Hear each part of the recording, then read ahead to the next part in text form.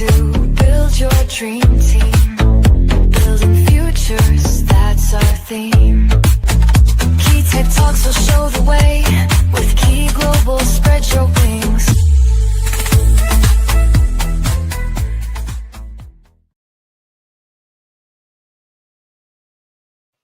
Willkommen, bienvenue, welcome once again to another live stream. This one is Key Tech Talk starring Lauren Halket, where we talk about everything and all things neurodivergent, especially within the workplace. Today we have a special guest, Abi Lemon, who is in fact an ADHD coach, and Lauren will be quizzing her on the whys and wherefores. So therefore, I'm going to throw, as is traditional, Lauren straight under the bus. Thank you, Gareth. And yeah, welcome, Abi. Thank you so much for joining us. It's an absolute pleasure. Yeah, thank you for having me on. No problem. No problem. So I suggest that we just dive straight into it and ask you, a quick question. Go for it. Go for it. Neurodiversity in the workplace. So how do you think, recruiters can better identify and support neurodivergent talent during the hiring process? Okay, so for me, it starts at the very beginning of the hiring process, and that's with the job advert. Too many job adverts that I've seen, and I've got a background in recruitment actually, so I've worked in recruitment for a while. Too many job adverts are too vague with their wording. They have things in there like, detail, or must be detail orientated, must be a good must be a people person, must have good communication skills, must be a strong multitasker, things like that are really quite ambiguous and actually can deter what might be some really good candidates who have ADHD or autism or other neurodivergence from applying because they think, because of my ADHD, I'm definitely not detail orientated. I better not apply for that, But actually, what is meant by detail orientated might be very different to what is kind of understood by the candidate. The thing is with neurodivergent brains is, especially with ADHD specifically, which is my own particular flavor of neurodivergence, we need some clarity and certainty around everything, around what's being said. And when their wording isn't clear, it immediately kind of throws that, that kind of safety aspect off a little bit. And we think, actually, no, that's not for me. That's not for me. So it could be losing out on some really good people just by thinking about perhaps what that wording might be on the job advert. Mm-hmm. Yeah, no, absolutely. I mean, I get that. I don't know whether you get that, Abi, but yeah, absolutely. I think if things aren't clear, then, you're constantly just, kind of building up that anxiety. You become anxious and that pressure almost just, gets on top. It's just too much.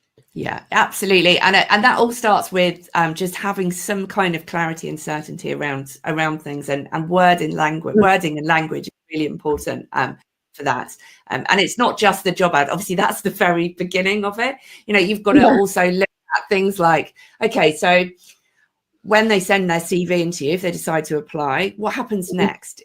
Clear on your website what the process is, and actually does that actually happen? Because the amount of times when I was in recruitment many years ago that candidates would say, I sent my CV for this but no one ever came back to me. I had an interview for this but no, they never replied, they never gave me any feedback. What happens next, and do you do that? Because as a recruiter and as the hiring company as well, just having a process that you make very clear to your candidates and also doing the things in that process so everybody understands what it is they need to do within that can make a real difference between that, building that trust and building that kind of safety for those candidates as well. So again, it's still around clarity, communication, certainty. Yeah, absolutely. And I think, I see that a lot, and I actually experience that, myself being neurodivergent. If things aren't made clear, then you just start worrying. It's just that anxiety that you get. It does put you into that worry mode. Other things as little as for me, if a meeting's called, if just a meeting's called and it's put in the diary and there's no context of what it's about or anything like that, and you're like, it freaks me out. It absolutely freaks me out. Definitely. or something. You're like, yeah, oh my absolutely. God. And for people who are looking for new jobs, this is quite a stressful time for them. It doesn't, Yeah. it doesn't mean that they're out of work or anything like that. But if you're considering a career change, or something, you're maybe looking for something new, it's, it can be quite a lot to process mentally and kind of, as part when you're already in another job or not. So actually, the time when people, they need to feel safe, and they need to feel like they can trust you, or they can trust, the company they're going to go and work with. Because if you can't trust the person, or if you feel like you can't trust the person that's representing you, you're less likely to be able to, as a candidate anyway, less likely to give really give the kind of information that's required, or to feel like you're going to get them the job offer that they kind of need, or the salary that they need, if they're talking about, what kind of salary they want. And the same company, how many companies do will say one thing and do another? The world is a place where we've, as neurodivergent people, have kind of learned to be a little bit mistrustful of things, because some of it doesn't make sense to how our brains work. So just building in that sort of safety and trust aspect through really good communication and clarity is super important, and all stages of that hiring process. Yeah, no, absolutely. And I think it kind of brings me to the next point. But I think it's been in the next point of what I wanted to say is, how do we, as professionals, individuals, managers, leaders, employees, whichever, how do you deal, effectively with that, with that overwhelmness? And personally, I think, again, it's that clarity, it's that communication, but it's also being invested in, what you say you are, and, your, kind of partnerships. Because it's one thing, hiring for people and bringing them into your organization, but also I think that goes a bit further in, the people that are already in your organization that are misdiagnosed and that may be going through that. Do you know what I mean? Yeah, absolutely. Whole thing of, say what you mean, do what you do. Yeah, absolutely. and be dedicated to, what you say you are dedicated to as a business, and that is, your people. Yeah. Do you know what your team or your staff don't, or your new employees or your existing employees don't have any?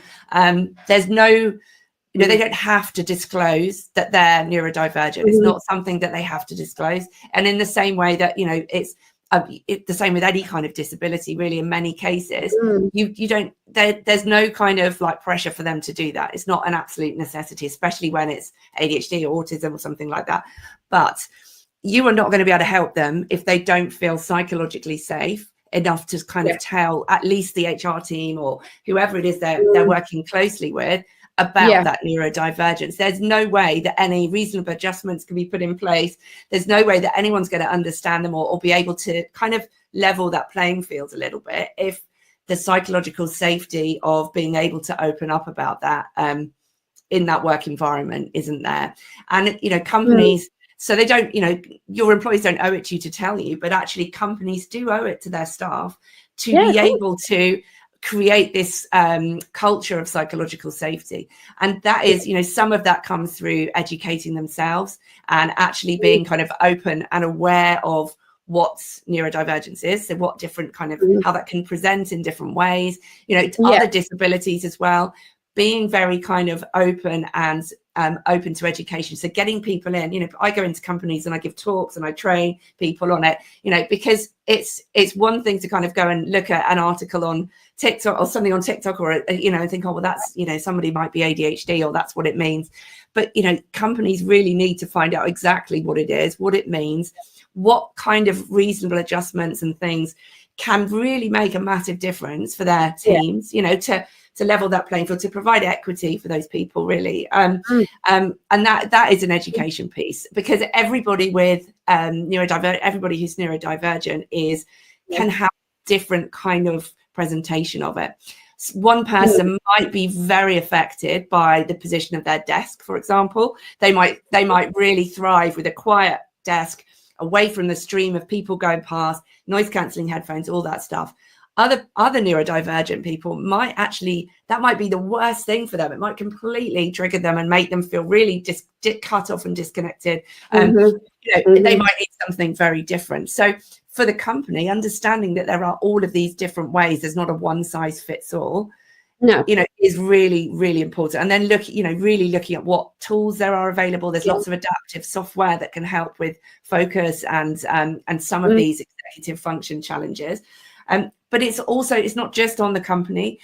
You as a neurodivergent person, whether you're going to a new company or you've just been diagnosed or you're self-realized, or, you know, you need to understand what your particular flavor of neurodivergence looks like. So we have to, as individuals, educate ourselves and develop that understanding ourselves of what's going on for us, what do we need, because we can't walk into somewhere and you know, our work and say, well, you should know what I need.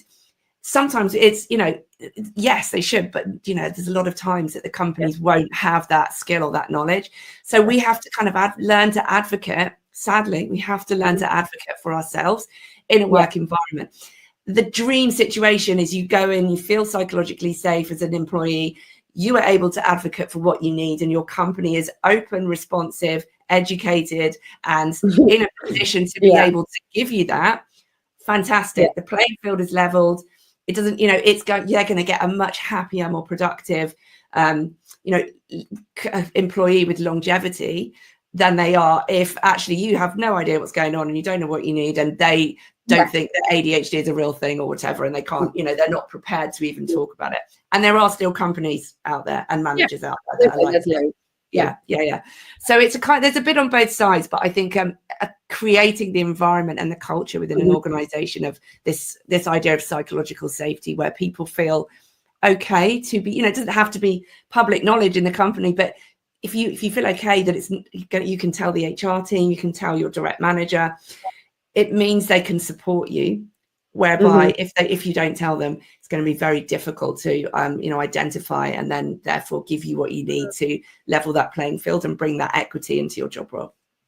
Yeah. So I felt that was a really long answer there to that question. No, it's fine. No, it's fine. I think, you know, ultimately, it's like you just said, I think the bottom, you know, the top and bottom of it for me is, you know, it's saying one thing and then doing another. And I think, you know, the people that, you know, kind of market it well, you know, make it known in their organization, they're an advocate of it, you know, they accept it, they're invested in it, you know, the ones that actually follow that through, you know, hats off to you, you know, but it's the ones, you know, that don't, and then neurodiverse people, you know, get lost and then they end up leaving, and it's just that experience for them, you know, just isn't very nice. And I think that what you just said about the one size fits all, you know, I'm neurodiverse, I've got, you know, kind of friends, I've got, you know, some family as well, and, you know, how I react to some things is totally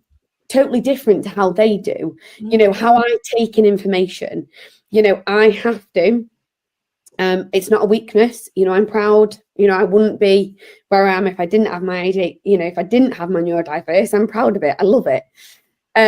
But, you know, there is certain challenges, and, you know, you just have to, you know, you just have to get some appreciation and some acceptance, you know, for that. But I might be, you know, doing it in a neurodiverse moment quite right here, right now, by kind of going off a little bit, but I'll bring myself back in.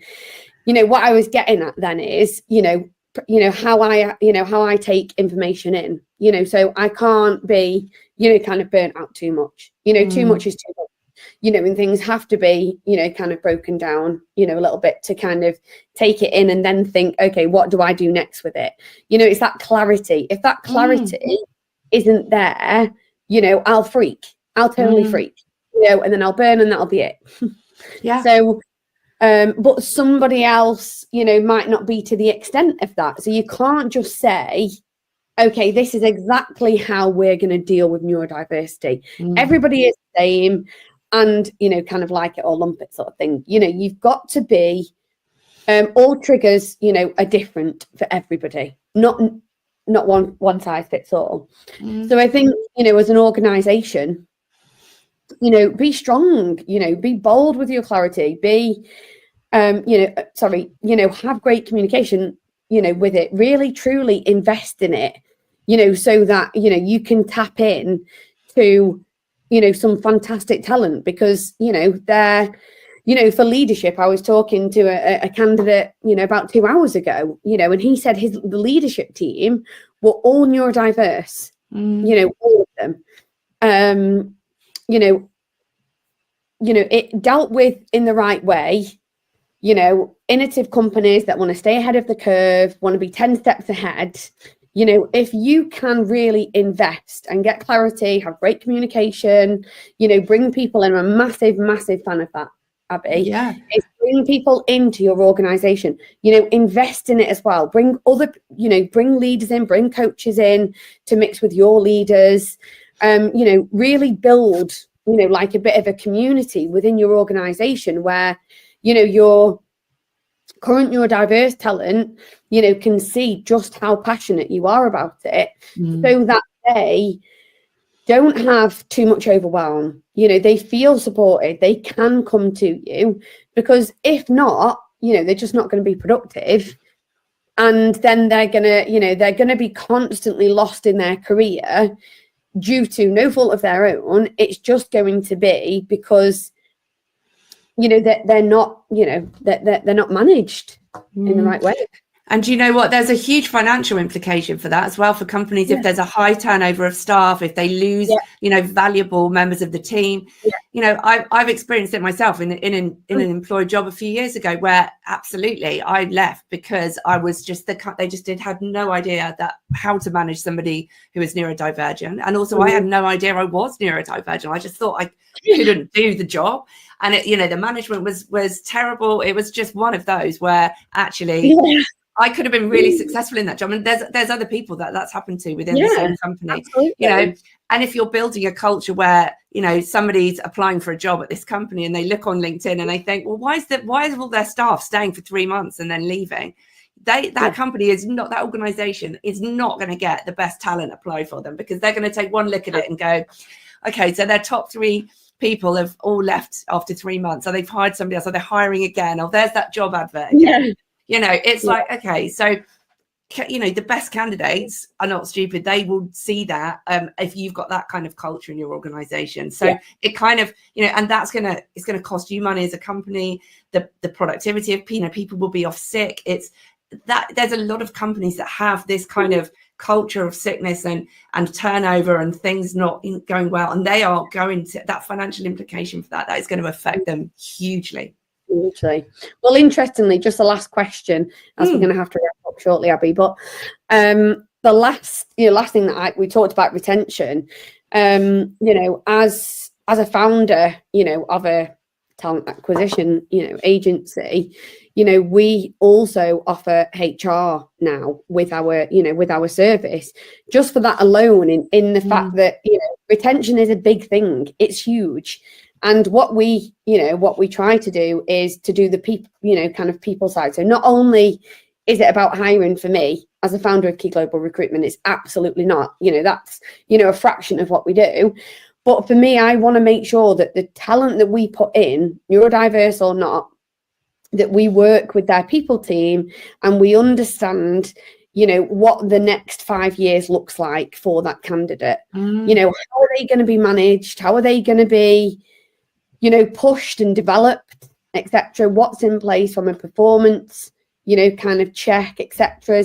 And also not just that, there's so many legislations that are changing on a month to month, year to year basis and things like that. But, for me, it's about seeing people thrive, within an organization and have the opportunity to, be progressed, and really develop and be a key part of that success. So, offering, a combined, the combined HR and recruitment service, we really, we really, get hold of that person within, within the organizations that we work with. And it's a joint effort to really make sure that those people, are set up for success, basically. You know, and we work with their people teams to understand, you know, to make sure that retention is kept at a high, and that they have, you know, a good people department, and the people are going to get handled to, you know, to a high standard. Yeah, it's really important. I think there has definitely been a shift in many organizations towards this kind of employee experience, as well as, you know, not so I mean, I've seen it myself. These are people that hire me to come and do stuff. You know, there is definitely been a shift within many of the bigger companies. You know, some of the larger companies like Microsoft and those kind of people have specific neurodivergent talent, you know, kind of campaigns that they run for hiring. So there has definitely been a shift. I think some of the smaller organizations sometimes, I think, struggle with that, struggle with, you know, having the resource of time and budget and everything to do it. But I don't think it doesn't have to cost a lot of money having this kind of knowledge. I was going to say, there's, you know, there is things, you know, there's got to be people that, you know, things like that you could, you know, kind of bring into the organization. You could do things out of the organization. There's plenty of things that you could do if you wanted to be really, really good at this.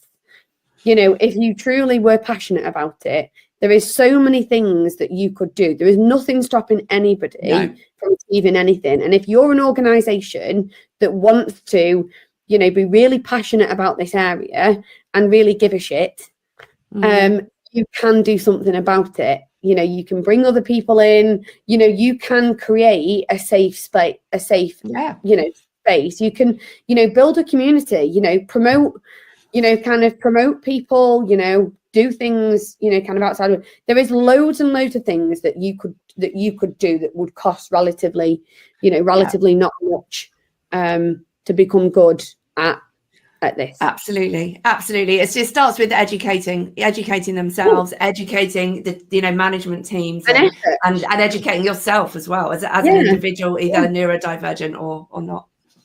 Ladies, can I just say that was been a riveting talk. I've been sitting there nodding away and all the rest of it. Being neurodivergent myself, I absolutely appreciate some of the points you've been making.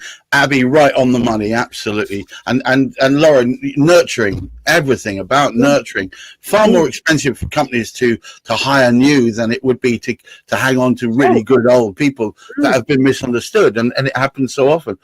I want to, at this stage, draw the attention. I hope you've noticed I put a ticker at the bottom because I wanted people to understand what Abi Lemon really can bring to the table. But I also want to talk a little bit about Key Global Recruitment. Now, Key Global Recruitment, which I've now put a new ticker up, as you can see at the bottom, that's keyglobalrecruitment.com.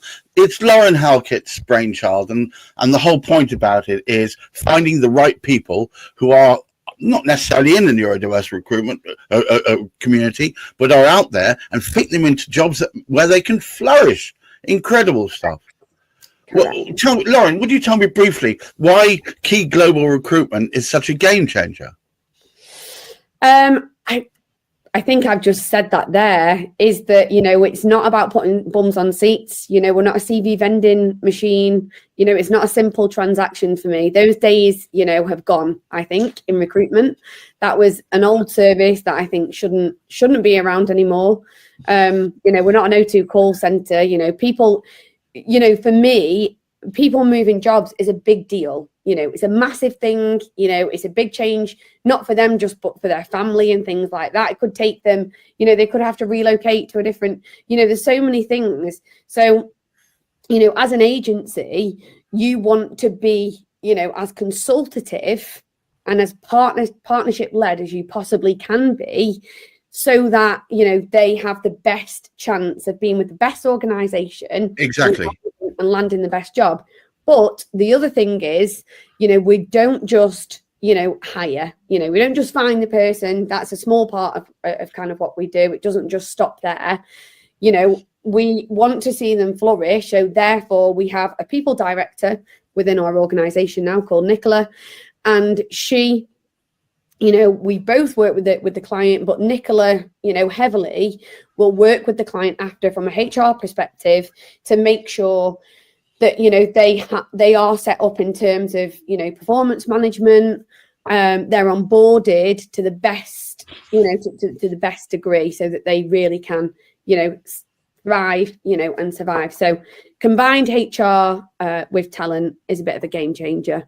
Yeah, absolutely, because I think it means that not only you bring somebody on board, but you're making sure that their journey goes right. I know it's a J word. I apologize for using the J word. Yeah, and also to make sure that they are, you know, aligned with the company's culture. And, you know, there's one thing, you know, when you get hired, because you know, you might have limited time because you've got this job, you know, you've got 10 job postings, 10 job applications. But actually, when you get in, then, you know, you've got to make sure that you really connect with the team. You've got to make sure that the first year you pass your probation, you know, then you start looking at, okay, well, where can I move? Where can I go to? Where are the heights within this organization? And what is the next step up? So if we work with a lot of, you know, we work with SMEs and things like that. So typically some of those people don't have HR functions at all. So that bit after, when they get in there, to make them feel solid and safe, if there isn't a HR function within the organization, then, you know, they could quite easily get lost once we've put them in that organization. So that's the reason why we, you know, kind of offer that. But also some organizations may have a HR department, but, you know, they might not, you know, have that time to really, you know, bed, you know, kind of our people in, because they're tied up in so many other, you know, kind of projects. So even if somebody does have a HR organization, the fact that we can bring that as a talent acquisition partner, you know, really helps, because we can work with their team to I totally get it. To make sure that, you know, the people that we put in, you know, are culturally aligned. They're constantly being, you know, reviewed on their performance within the organization. And if there is anything to pick up, then we can pick that up from a partnership. Look, all it remains for me to do is to thank Lauren, whose brainchild this is in the first place. Thank you so much. And Abi, what a breath of fresh air. Excellent work there. Thank you so much. To all of you watching, if you want to start your recruitment journey, or if you just want to have a conversation with a switched on neurodiverse person, see the QR code in the corner. Don't hesitate to use that. And remember, Abi Global, my gosh, I've just made you global there. Abi Lemon, of course, is available, I'm sure, for an initial consultation where she'll talk you through what can be achieved. So until next time, thank you all for watching. Try and keep your feet on the ground, keep reaching for the stars, and remember, look after that mental health. Bye-bye now. We're here to build your dream team, building futures, that's our theme.